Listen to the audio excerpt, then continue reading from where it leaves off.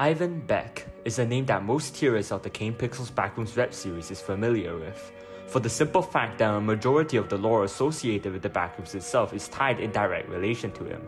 To deny his importance to the story of the Backrooms is the equivalent of denying Gaster is an integral part of Deltarune.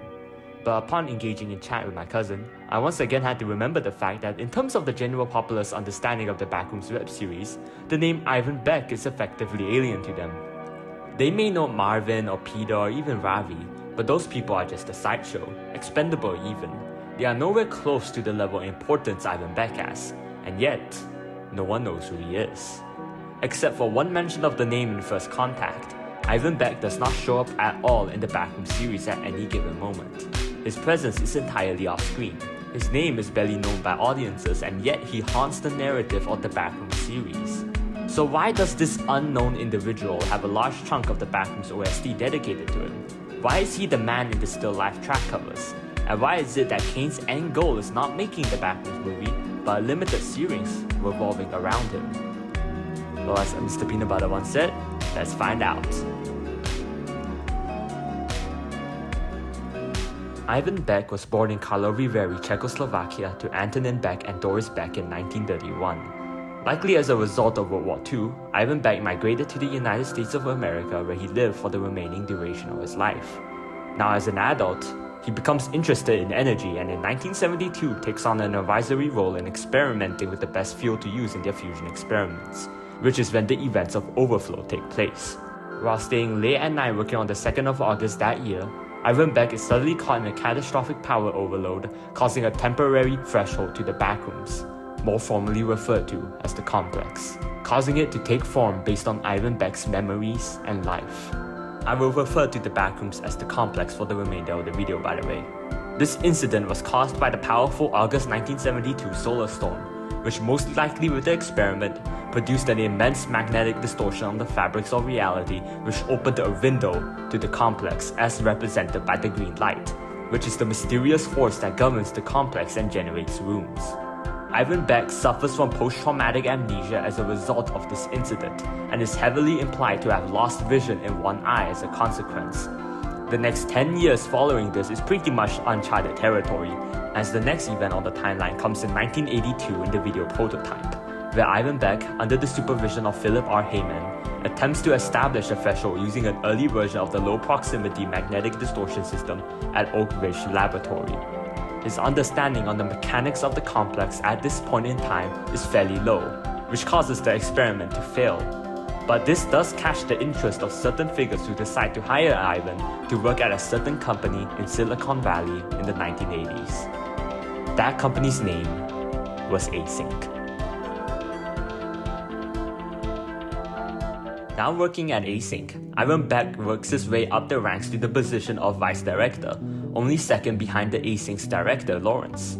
There, he also becomes the head of the KV-31 project, which attempts to establish a threshold to the complex using a much more advanced version of the low-proximity magnetic distortion system.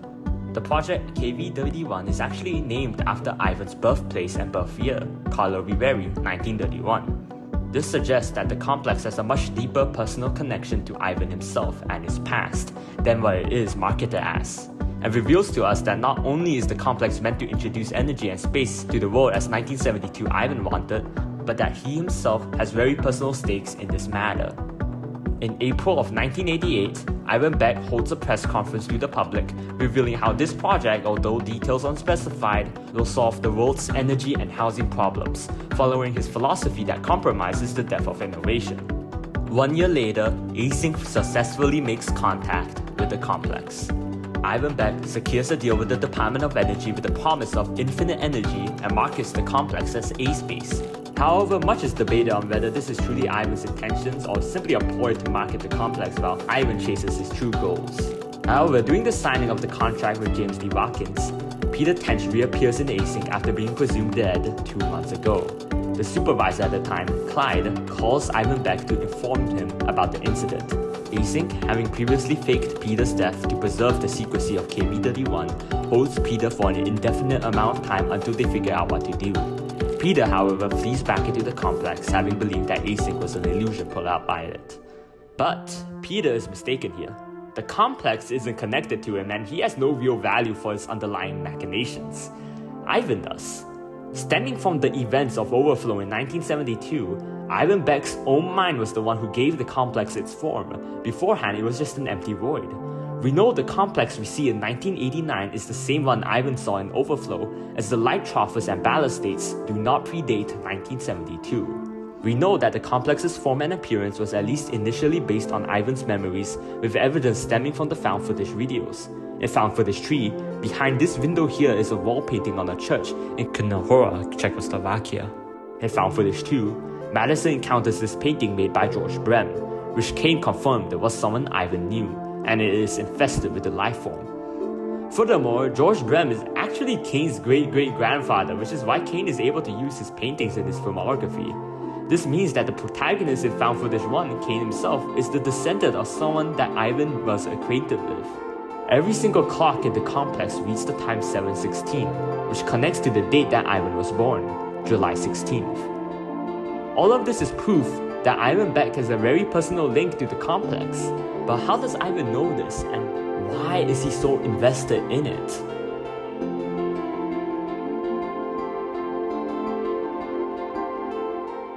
This theory is much more philosophical and symbolic in nature. A while ago, a rumor spread across the channel suggesting that Ivan Beck was deeply afraid of being forgotten. While this turned out to be simply unfounded guesses, this could actually turn out to be Kane's vision for the character. This theory believes that in the events of Overflow, the complex recreated every single place and thing that Ivan Beck has seen throughout his life. Beforehand, Ivan Beck was just mostly transitioning from place to place at different times. Now, an entire dimension has been dedicated in tribute to everything that he did and represented. Now knowing this, Ivan has to try and reopen the threshold to this alternate dimension in order for him to forever be remembered as a result of the complex. Via A-Space, people will be living in something that was based on him, that would ensure he'd be forever remembered. This would explain the name of KB31, which takes on the meaning that it was this place and time which the complex took inspiration from. And this more symbolic theory aligns with the themes of remembrance and impermanence in Kane's works such as The Oldest View and People Still Live Here. However, this theory also takes on an ironic twist, as despite Ivan's quest to have forever left his mark on history, the majority of the audience that watches the Backrooms series has no clue who he is. Perhaps the recurring message of amnesia doesn't refer to Ivan Beck, but in actuality the amnesia of the world and how humanity is destined to forget things. Thus, him and Async will be forgotten, sinking into the pit that he so deeply feared. This is the path he's destined to go down, to be forgotten forever. There isn't really a general form for this theory, rather just many different interpretations of it, so I suppose I'll give my interpretation. This theory suggests that Ivan Beck's mind and the complex are intertwined, whether it's quantumly entangled or linked in some deeper way. The reason that the complex is building off the foundation of Ivan's memories is because it has no choice. This is effectively a split brain that consists of two silent partners that cannot communicate with each other, and thus have no choice but to try and coexist to survive. In a way, it's saying that part of Ivan's consciousness departed to take on the form of the complex, and the other was nothing else but to reunite with that lost part. Opening the threshold was something that was inevitable, as Ivan Beck has to learn why a part of himself is doing all of this and creating all of these wounds. By also having a literal dimension representing his own mind, it also gives the physical chance to dive into the deepest parts of his psyche. The expeditions into the complex serve a very important purpose for Ivan, as it allows him to explore his own mind and past self. But the complex's expansion and dilution is problematic for this goal, as the more it remembers, the less it does. Perhaps Ivan learns about this and now has to either find a way to access these lost memories quick enough, or to quite literally shrink the complex. There is also Norse mythology, where Odin gave up his eye to Mimir in exchange for cosmic wisdom. Perhaps in a symbolic way, Ivan lost his eye in exchange for the secrets of the complex. Kane once said in an interview that Ivan Beck was both the protagonist and antagonist of the Backrooms story, and the answer to that being because he is technically two beings at the same time is the type of cheeky yet intelligent response I expect for him, really.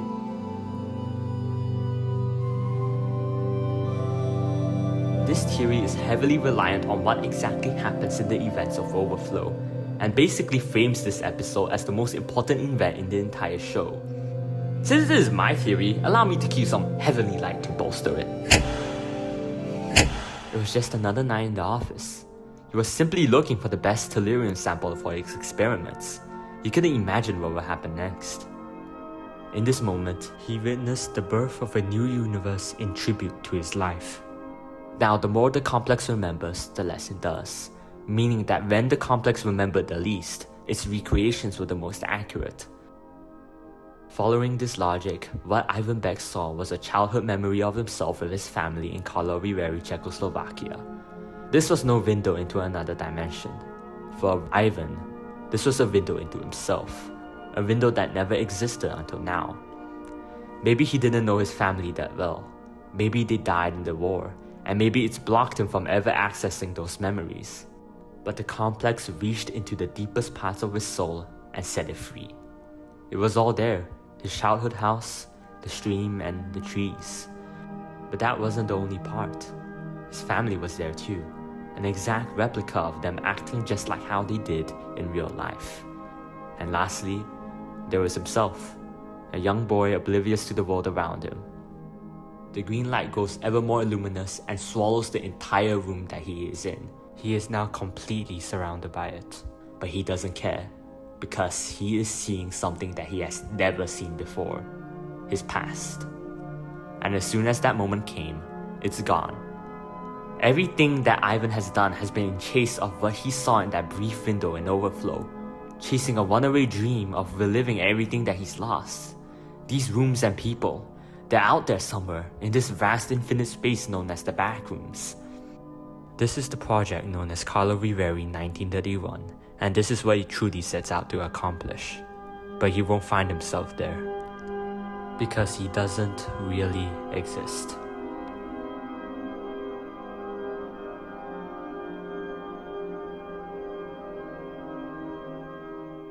So I hope this video has explored ground on who Ivan Beck is and why he is beyond crucial in understanding the lore of the Backrooms series. Now, what I like to do is delve in what comes after. The wind chimes motif is believed to be associated with Ivan Beck, as they play during the intros of Overflow and I Remember. Tracing this motif across Kane's work suggests that the following OSTs are linked to him. Remember, Don't Leave, Ivan Visits the Light plus the Fire, and Visible Light. There are many different interpretations of what these tracks could mean, but I suppose I'll take a crack at it, even though I'm not really much of a music guy. So, in the far future, Ivan does succeed in finding what he wanted to search for by visiting the light, which refers to the green light of the complex, which Ivan defies in order to find what he's searching for. Now, visible light could refer to the light that only Ivan can see from his one eye, and that the other eye sees some other light that we as humans cannot perceive. The Out of Sync playlist, by the way, covers not just the Backrooms web series so far, but literally everything there is and will to come for the story that Kane is creating. He said that by studying the motifs of these tracks, we can discover what the major plot points of the Backrooms will be. With Ivan being here multiple times, it is certain that he is integral to the story of the Backrooms. Unfortunately, I'm no music expert, so I have to rely on other means to predict the story's outcome. And so as any good history student, you look to the past to see if anyone resembles Ivan's story. And would you look at that? There is actually one person that does draw parallels to Ivan in history, with that person being Martin Fleischmann. He too was born in Karlovy Vary in 1927, and he was also in the midst of a groundbreaking project that promised infinite energy around the same time as the plot of the Backrooms web series, to the point of getting the Department of Energy and James D. Watkins involved. However, all of this quickly goes south as the scientific community has a massive allergic reaction and begins to tear his work apart at terrifying speeds. Soon, his life's work is debunked, thrashed, and forgotten. He spends the rest of his life still believing that the phenomenon known as cold fusion was possible, and in his last interview, the overwhelming sense of regret was all that could be felt. Whether Ivan is destined to go down the same road as Martin is up to debate. Kane has said that the fictional world of the Backrooms is nearly identical to ours. Perhaps it seems that Async will burn up and Ivan will be left forgotten in the ashes in order to align to our reality. In fact, the latest we may have seen Ivan is in 1995, as in found footage 2's ending. As it cuts to the living room, we can hear wind chimes, which suggests that it is Ivan who is watching this footage. This is 5 years disconnected from the last time we hear of Ivan. Perhaps in this moment all he could feel was regret and guilt over what his work has caused, and an overwhelming refusal to let go of the complex and KV-31. Is Ivan burdened by his work, or is he consumed by it? Is he a good person that's just trying to reconnect to the past? Or is he a madman faking people's deaths in chase of his own selfish desires? There's still so much we don't know about him, and until we see him as the protagonist of our story, all we have left is the little clues Kane has left us for us to piece together.